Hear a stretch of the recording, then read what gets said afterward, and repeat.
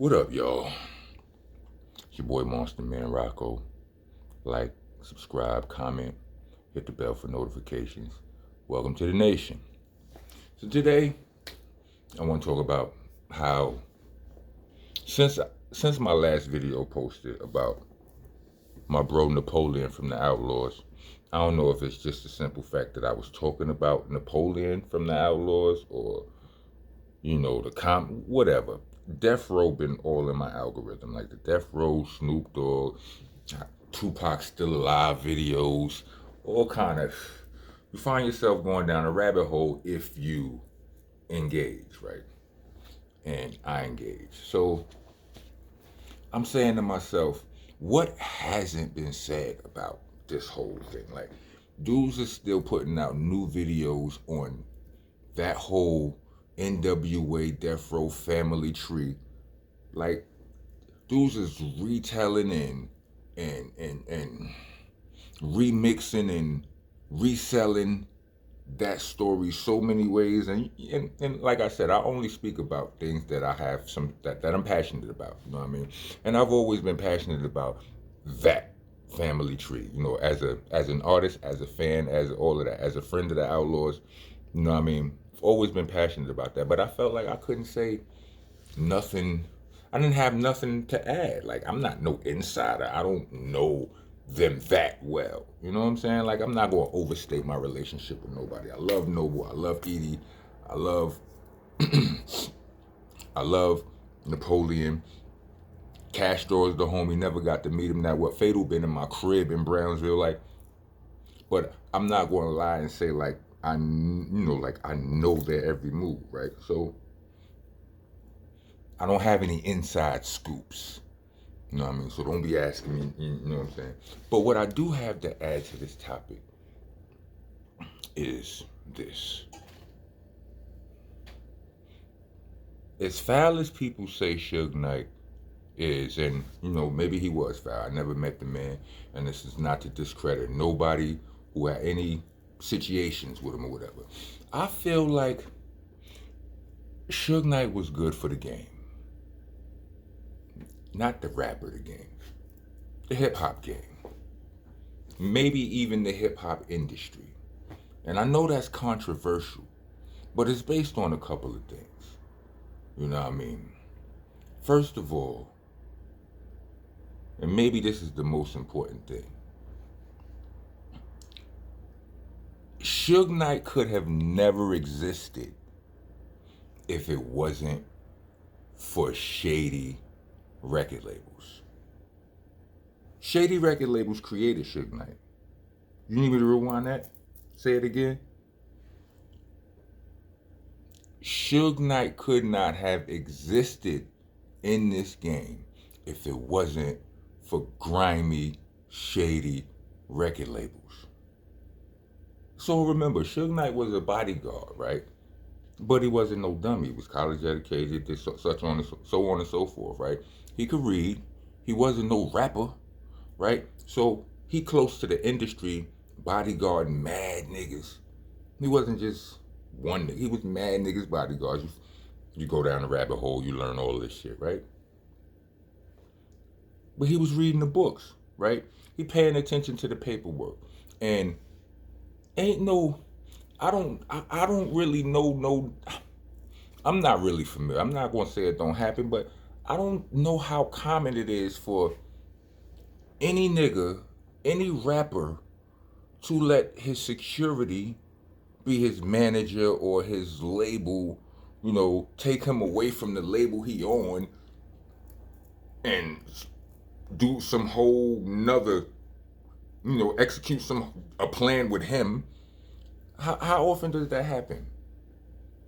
This was able to happen for one reason only.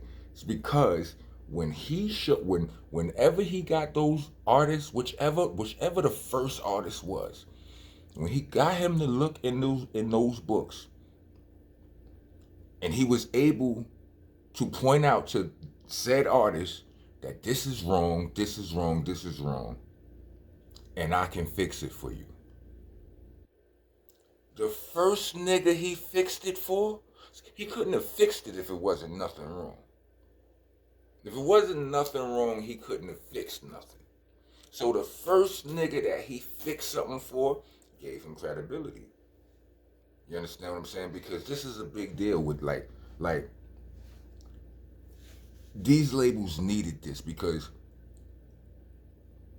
not every rapper's tough, not every rapper's a gangster or whatever, but most dudes ain't just gonna let anybody walk up on them and take something from them without a gun. But what we call paper gangsters, like these dudes and these labels and so on and so forth. It's the same. Listen, if you know a student or a college grad and they in their 30s and 40s and they still ain't paid back that college loan, it's the same thing.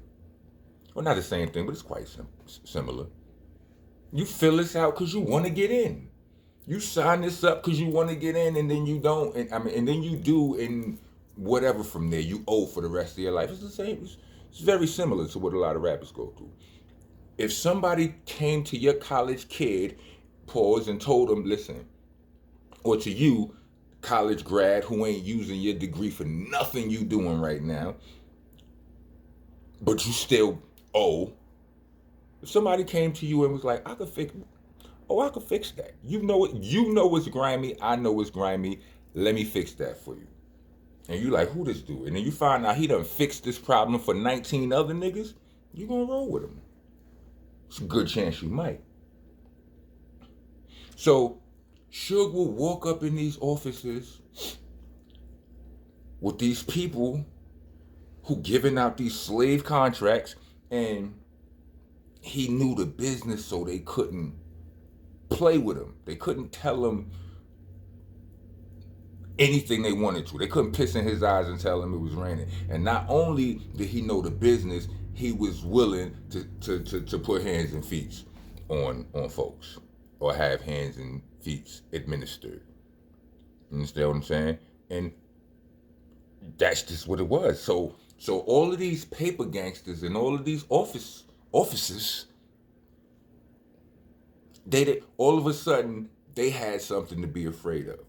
Cause like if you a rapper that's really from the streets, you look at the average person, the people who robbed you in the game was somebody that you would have took their money from them in your days in the street. You would have been robbing them, but instead they're robbing you. It's a crazy dynamic to digest when in the mind as a human being. It's like it's like getting knocked out by a child. Like like you can't you putting on boxing gloves with a child and getting knocked out. Your brain won't even be able to figure no shit like that out.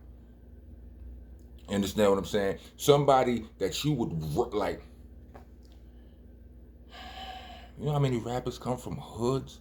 Yeah, I get that all of these dudes ain't for real tough. But a lot of them have done something. And they would have done something to one of you dudes in these offices. They would have. Because you wasn't no threat to them.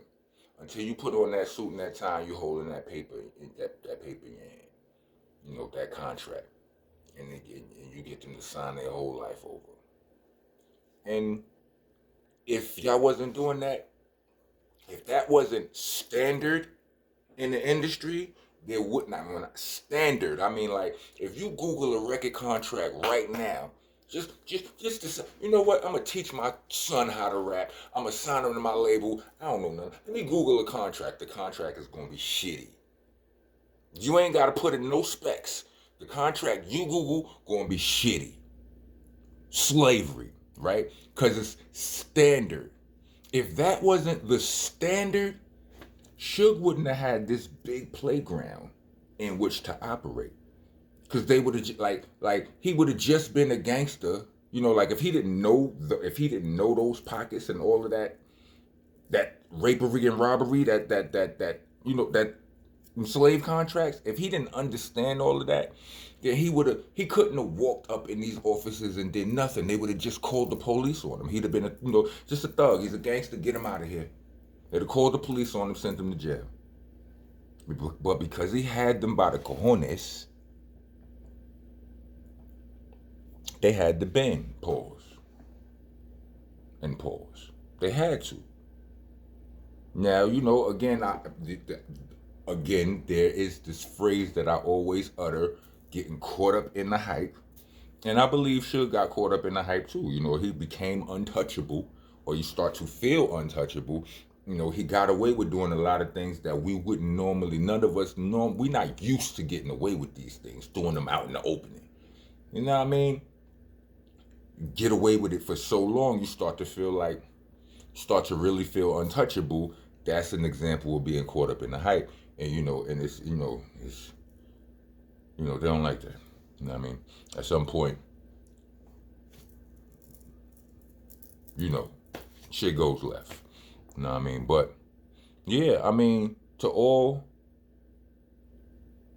anybody who feel like, I'm not talking about nobody who Suge Knight like wronged, like really, like if he, cause I'm sure he done some. I'm talking about his practices in hip hop, like to all of the CEOs who felt like he was just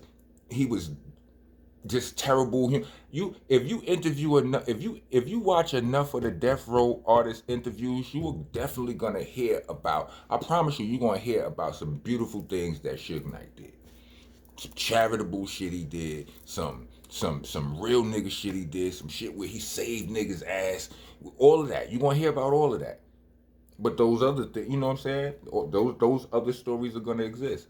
But like I said, the big myth, the legend that is Suge Knight would not exist if it wasn't for dirty record labels.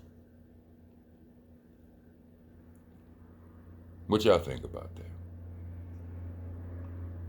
I know some of y'all out there hate Suge, whatever. I give it all here. I don't care. It's all good. You understand what I'm saying? But if you think I'm wrong, you can tell me that too. But tell me what y'all think. You know what I'm saying? Y'all agree? Y'all disagree?